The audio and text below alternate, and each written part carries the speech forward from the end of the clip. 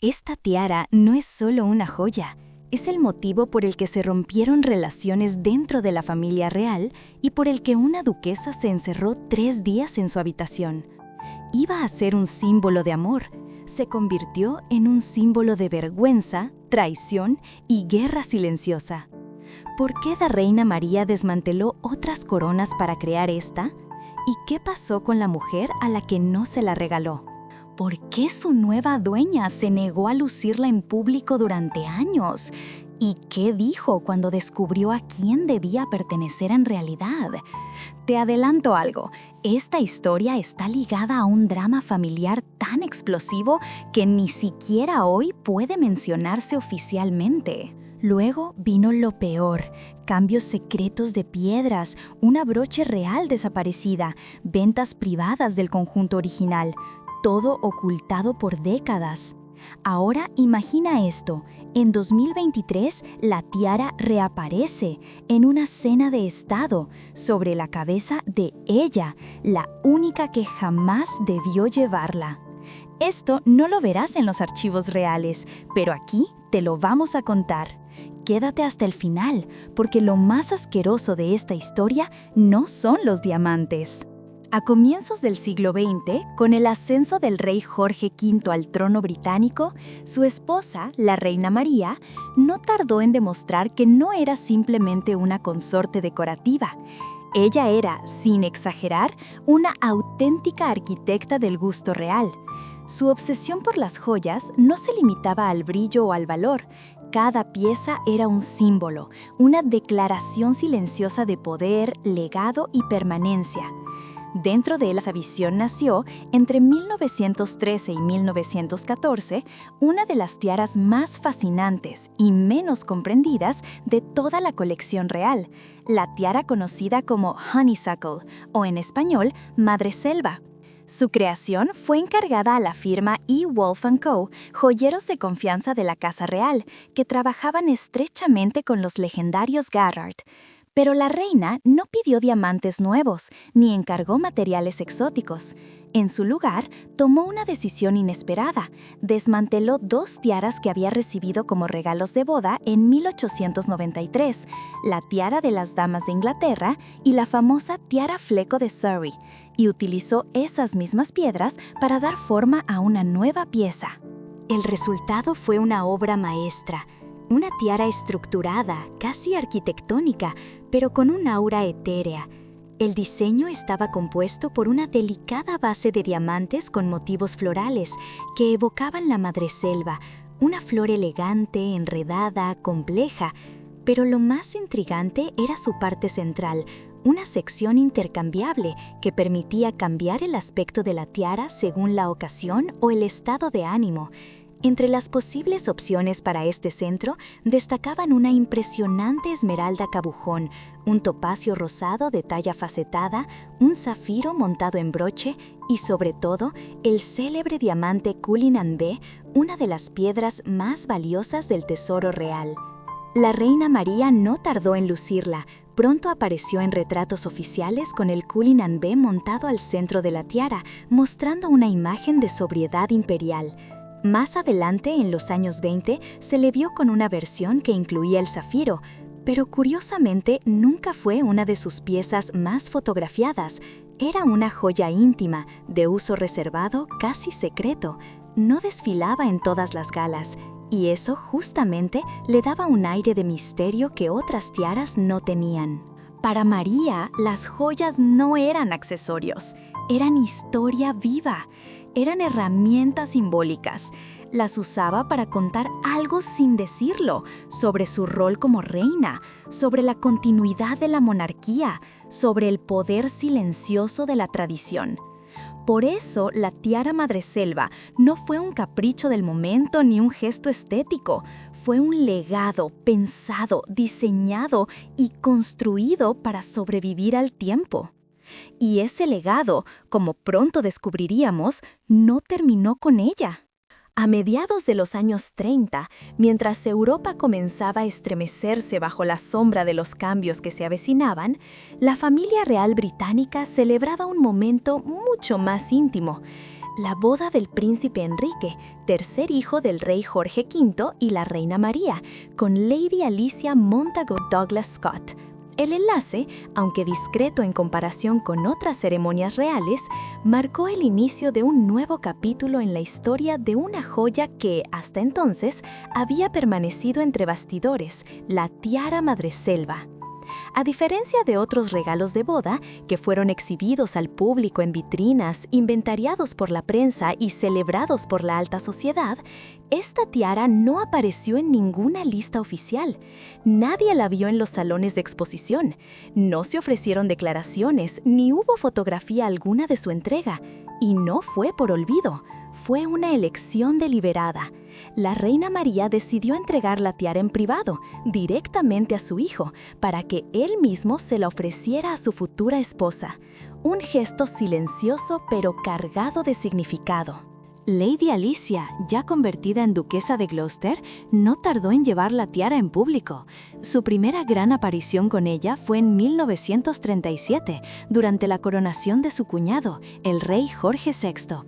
En una ceremonia majestuosa, rodeada de tronos, túnicas y coronas, la nueva duquesa apareció con una elegancia serena, coronada con la tiara que, hasta entonces, había sido una joya casi secreta. Era una elección personal, discreta, pero profundamente simbólica. La nueva generación tomaba el relevo, no con ostentación, sino con continuidad.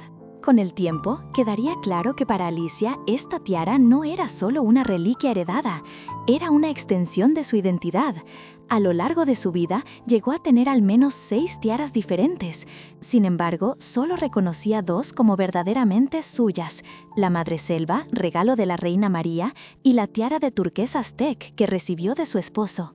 Años más tarde comentaría con su habitual sencillez: «Ya tengo 2 tiaras, una me la dio la reina María y la otra, él cuando nos casamos. Es más que suficiente, ¿sabes?». Una frase modesta, pero con una claridad que no dejaba lugar a dudas sobre el valor emocional detrás de esas piezas. Mientras que María había optado por lucir la tiara con el diamante Cullinan V en el centro, Alicia prefería otras opciones. Su versión más habitual incluía el broche de zafiro, que aportaba un toque frío y sobrio que armonizaba con su estilo reservado. Incluso durante los años difíciles de la Segunda Guerra Mundial, cuando su marido fue nombrado gobernador general de Australia, la tiara siguió acompañándola en numerosos eventos oficiales, aunque rara vez captada por las cámaras. La relación de Alicia con la madreselva era íntima, silenciosa y por eso mismo poderosa. No era una joya más en una colección de vitrinas, era una presencia constante, una firma visual, un símbolo que hablaba sin necesidad de palabras. Nunca intentó eclipsar con ella ni destacarse, la llevaba como se lleva una historia personal, con respeto, con memoria y con plena conciencia de que algunas cosas no necesitan brillar para tener peso. Y así, poco a poco, sin necesidad de protagonismo, la tiara se fue transformando. De una joya diseñada por una reina, pasó a convertirse en el emblema silencioso de una duquesa que, sin escándalos, sin titulares, supo sostener una tradición con la misma firmeza con la que la llevaba sobre la frente. Pero el momento más brillante aún estaba por llegar. A comienzos de los años 50, con Gran Bretaña reconstruyéndose tras los estragos de la guerra y tratando de recuperar su lugar en el mundo, la duquesa de Gloucester se había consolidado como una figura discreta pero firme dentro del núcleo real. Su presencia, siempre refinada y medida, se volvió habitual en recepciones, galas y ceremonias. Y fue en esta etapa cuando la tiara madreselva, silenciosamente, pasó de ser una reliquia heredada a convertirse en su firma personal. Ya no era una joya que aparecía esporádicamente, ahora la tiara acompañaba a la duquesa en los eventos más significativos del país. En 1950 la llevó con sobria elegancia en la cena de la Anglo-Danish Society en Londres. Poco después, brilló bajo los focos del Covent Garden durante una gala de reapertura que celebraba el regreso de las artes escénicas al corazón cultural del Reino Unido. En ese mismo año, la madreselva volvió a aparecer en la cena de Estado con motivo de la visita del presidente de Francia, una señal clara de que la duquesa ya había asumido su papel como embajadora silenciosa de la elegancia real. Al año siguiente, En la inauguración del Festival of Britain en 1951, la tiara no solo adornaba a un aristócrata, sino que se convertía en símbolo de continuidad. La pieza, forjada con diamantes de tiempos pasados, brillaba en un evento que celebraba el futuro, la innovación y el rediseño nacional.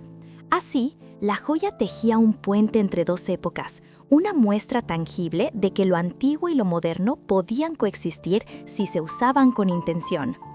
En 1953, durante la coronación de la reina Isabel II, la tiara volvió a ocupar un lugar central.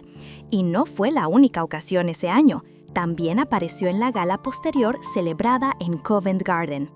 Estos eventos marcaron un punto de inflexión. La madreselva ya no era simplemente parte del joyero familiar, sino una pieza activa en la narrativa visual de la monarquía moderna.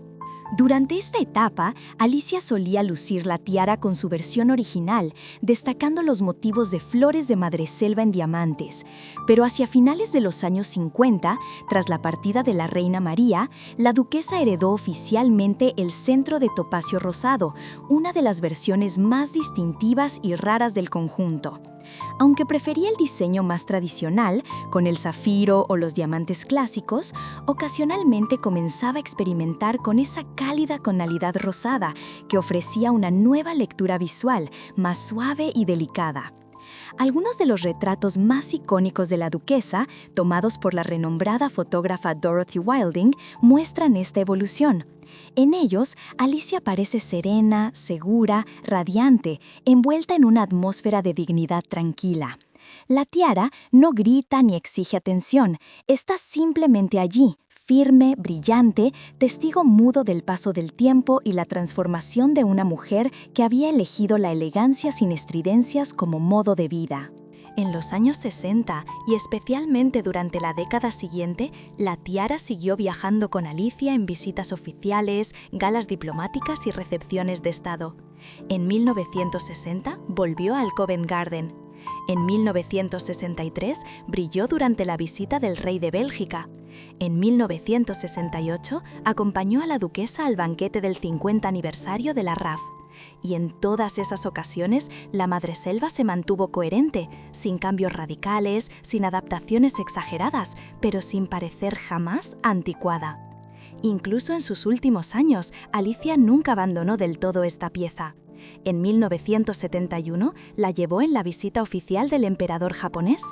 En 1972, durante la visita de los reyes de los Países Bajos.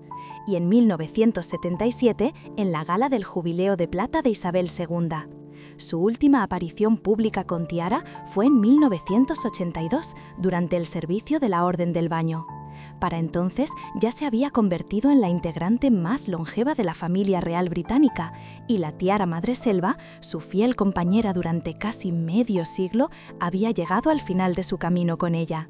Pero la historia de la tiara no terminaba ahí, porque antes de retirarse de la vida pública, la duquesa Alicia tomó una decisión silenciosa pero definitiva: entregar la madreselva a su nuera. Una mujer con un estilo distinto, un enfoque moderno y una nueva visión sobre lo que significa representar a la realeza en un mundo completamente distinto. La entrega de la tiara madreselva al siguiente eslabón de la familia no estuvo acompañada de titulares, ni de fotografías oficiales, ni de discursos. Ocurrió en silencio, casi como un gesto privado entre generaciones. Hacia finales de los años 70, la duquesa Alicia, ya entrada en la vejez y alejada poco a poco de la vida pública, cedió la tiara a su nuera, Birgitte, esposa del príncipe Ricardo, quien recientemente había heredado el título de duque de Gloucester tras el fallecimiento de su padre. Lejos de ser un simple traspaso de joyas, fue un acto de confianza. Birgitte, nacida princesa del antiguo linaje real danés, aportaba al entorno británico una mezcla de elegancia escandinava y sobriedad contemporánea. Desde su llegada a la familia, había demostrado un estilo firme, contenido, moderno, pero respetuoso con la tradición. Era, sin duda, la persona ideal para heredar una tiara cargada de historia, pero también de matices personales. El primer gran momento en que Birgitte apareció con la madreselva fue en 1975, durante la visita de Estado del rey de Suecia a Reino Unido. Aquella imagen, la nueva duquesa luciendo una pieza diseñada para la reina María, con diamantes victorianos y herencia eduardiana, dejó claro que la tiara no solo sobrevivía al tiempo, sino que sabía adaptarse a él. En los años siguientes, se convirtió en un elemento recurrente en los grandes compromisos reales. Durante los años 80, la tiara brilló en visitas de Estado de países como Omán, los Países Bajos y Noruega. Para entonces, Birgitte ya no era simplemente la portadora ocasional de una joya heredada. Había hecho de la madreselva su firma personal, el toque definitivo de su elegancia real. Lo más interesante de esta nueva etapa fue cómo Birgitte comenzó a explorar las múltiples versiones que ofrecía la tiara. A diferencia de Alicia, que prefería la configuración clásica con diamantes o zafiro, la nueva duquesa se inclinó por un enfoque más audaz. El topacio rosado comenzó a ocupar con frecuencia el lugar central, ofreciendo una calidez inusual, casi romántica, que contrastaba con la sobriedad del resto del diseño. Con el paso del tiempo, también incorporó la versión con esmeralda, especialmente en combinación con un collar de esmeraldas heredado de la princesa Alicia, creando un conjunto visual armonioso y moderno. Durante los años 90, estas elecciones se hicieron aún más evidentes. En 1991, durante la visita oficial de Polonia. En 1992, en la visita del sultán de Brunei. En 1993, con la delegación de Malasia, y en 1995, en la boda de la princesa Alexandra de Sayn-Wittgenstein-Berleburg, la tiara fue apareciendo una y otra vez, renovada pero sin perder su esencia. Se convirtió en una constante visual, un hilo conductor entre la monarquía tradicional y la figura pública moderna que encarnaba Birgitte. Uno de los aspectos más destacados de esta nueva era fue cómo Birgitte comenzó a reconstruir el conjunto original. No se limitó a la tiara. En sus apariciones la combinaba con pendientes de topacio rosado y diamantes y con dos collares muy particulares. Uno de ellos con una gran piedra rosada en forma de lágrima y el otro con un diseño más geométrico que incluía una antigua broche transformada en colgante.